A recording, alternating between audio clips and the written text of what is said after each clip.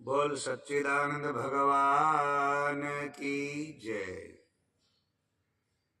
વર્તમાન સમય અત્યારે એટલો બધો વિકટ અને પરિસ્થિતિ ગંભીર થતી જાય છે, જેના લીધે સનાતન ધર્મની વાસ્તવિકતા ધીરે ધીરે બહાર આવી રહી છે.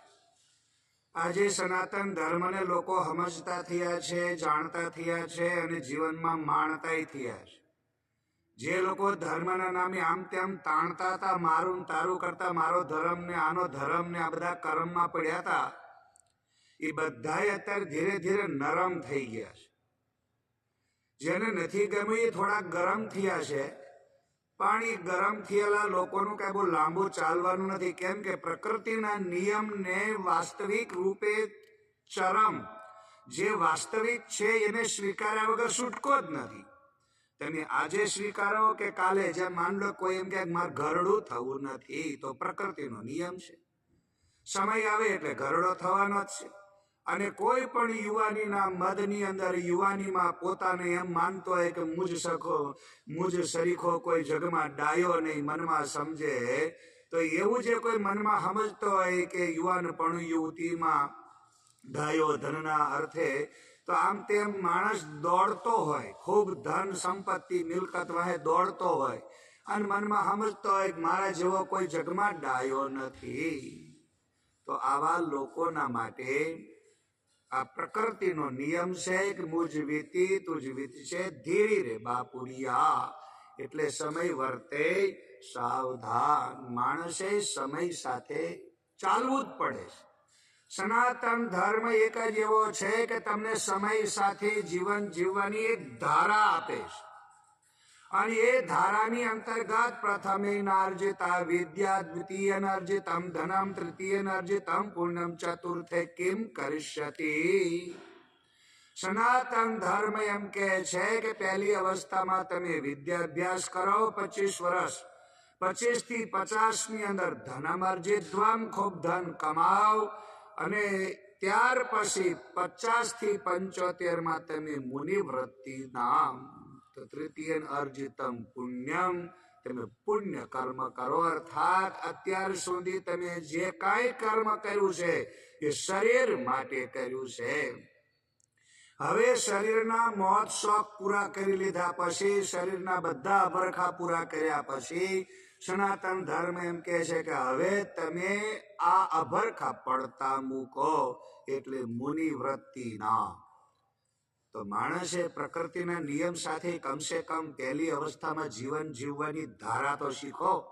પહેલી અવસ્થામાં તમે વિદ્યા અભ્યાસ કરો, એટલે જીવન કેમ જીવવું એની એક પરંપરા એ સનાતન ધર્મ આપે છે. શરીરને શરીરની રીતે હાચવવું, વાપરવું, એનું કામ લેવું, એની ઉપયોગિતા સમજવી અને એ રીતે કામ કરવા માટે વિદ્યાભ્યાસ છે.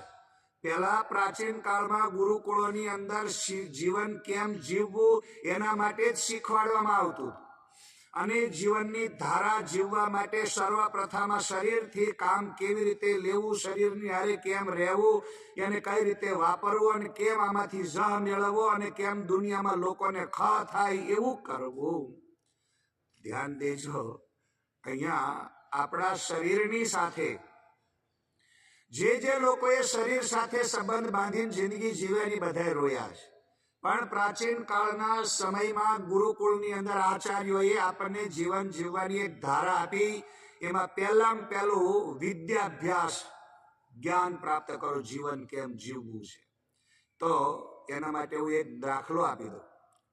આપણે જ્યારે દેશ આઝાદ નહોતો, અંગ્રેજોની ગુલામીમાં આપણો દેશ સપડાયેલો હતો, અને એ વખતે મેકોલેએ પૂરા ભારત દેશની અંદર ભ્રમણ કર્યું. અને ભારતમાં ભ્રમણ કર્યા પછી ભારતની વાસ્તવિક સ્થિતિને જાણી અને એને એક રિપોર્ટ તૈયાર કર્યો. અને આ રિપોર્ટની અંદર એને પોતાના અનુભવ સાથે ભારતની શિક્ષણ પદ્ધતિનું વર્ણન કર્યું છે કે ભારતની શિક્ષણ પદ્ધતિ જે છે એની તોલે વિશ્વમાં, વર્લ્ડની અંદર કોઈ નહીં આવી શકે. આજ પણ લંડનની અંદર બ્રિટિશના એના રેકોર્ડમાં મેકોલેનો રિપોર્ટ પડ્યો છે. એક વાતની નોંધ ખાસ લેજો. મેકોલેએ જ્યારે રિપોર્ટ આપ્યો ત્યારે કીધું કે આ લોકોની ગુરુકુળ પર જે પ્રથા છે અને એમાં આચાર્ય જે જ્ઞાન આપવાની એની જે એક શૈલી છે એની તોલે વર્લ્ડની અંદર કોઈ નહીં આવે. એમાં એને એક અનુભવ સાથે એક દાખલો લખ્યો છે. ગુરુકુળની અંદર વિદ્યાર્થી ભણવા જાય ત્યારે એની એક પ્રકારની પરીક્ષા લેવામાં આવે છે અને એ પરીક્ષા જાહેર હોય છે. બિલકુલ એનું કોઈ પરિણામ જે અધિકારી હોય એના હાથમાં નહીં. પોતાના જીવનનું લક્ષ્ય, પોતાના જીવનની ધારા પોતાના હાથમાં લઈને આ લોકો શિક્ષણ આપે છે. એટલે બ્રિટિશના જમાનામાં એ વખતે ધીરે ધીરે આપણી અને બ્રિટિશના બે વિચારો હામહામી ટકરાતા અને એવા ટકરાતા વિચારોની અંતર્ગત એક ઘટના એવી ઘટી કે એક ન્યાયાધીશનો દીકરો એકનો એક દીકરો હતો અને એ પ્રાચીન કાળની અંદર જ્યારે એને ભણવાનું હતું ત્યારે એને સ્કૂલની અંદર મોકલવા માટે આપણી ભારતની શિક્ષણ પદ્ધતિ જે હતી એની આવી હતી અને જે બ્રિટિશરોની સામે એ બહુ વિચિત્ર રીતે એ લોકોને એમ લાગતું કે આવું પણ હોય. પણ જો કેવું બન્યું, ન્યાયાધીશનો દીકરો એકનો એક એના પિતાજીએ કીધું બેટા તારે કાલથી સ્કૂલે જવાનું છે. છોકરો કે કઈ વાંધો નહીં પિતાજી. 5 વર્ષનો છોકરો પહેલી વખત સ્કૂલે જવાનું હોય. આપણે બધા સ્કૂલે પહેલી વખત મૂકવા જાવ ત્યારે શું થાય કહો? તમે નામ લખાવાય ને રહ્યો ને તો રોતો અહીંયા કરતો ઘર ભેગો થઈ ગયો હોય. અને આ આપણી ભારતીય ગુરુકુળ સંસ્કૃતિની પદ્ધતિનું હું તમને એક ઉદાહરણ આપું છું. એ વખતે સમિધા લઈને છોકરો સ્વયં પોતે નિશાળે જાય છે, બાપો હારે નથી આવતા. તો એ વખતે આ છોકરાને કીધું બેટા તારે સ્કૂલે જવાનું છે ને તારે તારી રીતે જવાનું છે. તો બહુ સુખી માણસ હતો, ન્યાયાધીશ હતો, ખૂબ પૈસાવાળો હતો અને એટલે સમૃદ્ધિવાળો હતો. આમ વાતાવરણથી જુદો હતો. એટલે એણે એના છોકરાને કીધું કે આપણો નોકર ઘોડા ગાડી લઈને તને, અને જૂના જમાનામાં આપણા પેટ્રોલની ગાડીઓ નહોતી, ઘોડા ગાડીઓ જ હતી, તને મૂકવા આવશે. હવે એ ઘોડા ગાડી લઈને મૂકવા જવાની વાત કરી એટલે છોકરો કે કઈ વાંધો નહીં પિતાજી હું જતો રહીશ.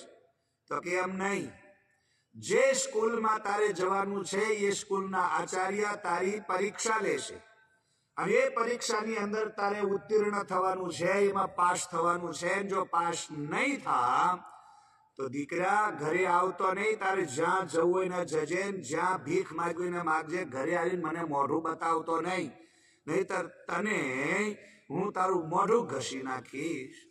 છોકરો વિચાર કરવા માંડ્યો કે મારો કઈ વાંક નહીં, ગુનો નહીં, હજી મેં કાંઈ કર્યું નથી, હજી જાઉં છું. મેં ના પાડી હોય તો બરોબર, હું જવાની હા પાડું છું. તોય પિતાજી આટલા બધા ક્રોધ કરે. એનો અવાજ બદલાયો, પિતાજીનો અવાજ બદલાયો. ક્રોધમાં આમ થોડું વાતાવરણ પેલું બન્યું. છોકરો કે પણ કારણ વગર ને પિતાજી તમે શું કરો છો? મનમાં વિચાર જે કરે એ પેલા પિતાજીએ કીધું સાંભળ, તારે ગુરુકુળમાં ભણવા જવાનું એટલે જ્યાં સુધી વિદ્યાભ્યાસ પૂરો ન થાય ત્યાં સુધી ગુરુકુળમાંથી રજા મળતી નથી.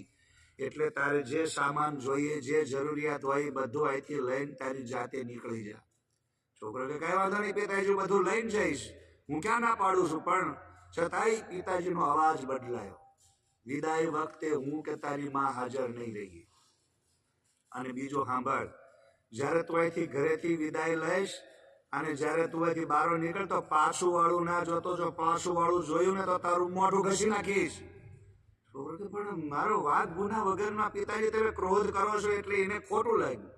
ખોટું લાગ્યું એટલે આંખમાંથી દડ આંસુ પડવા માંડ્યા કે કારણ વગરના પિતાજી મારી પર ક્રોધ કરે છે. ગાંઠ વાળી અને મનમાં નક્કી કરી નાખ્યું મરી જાવ પણ પાછો જ ના આવું.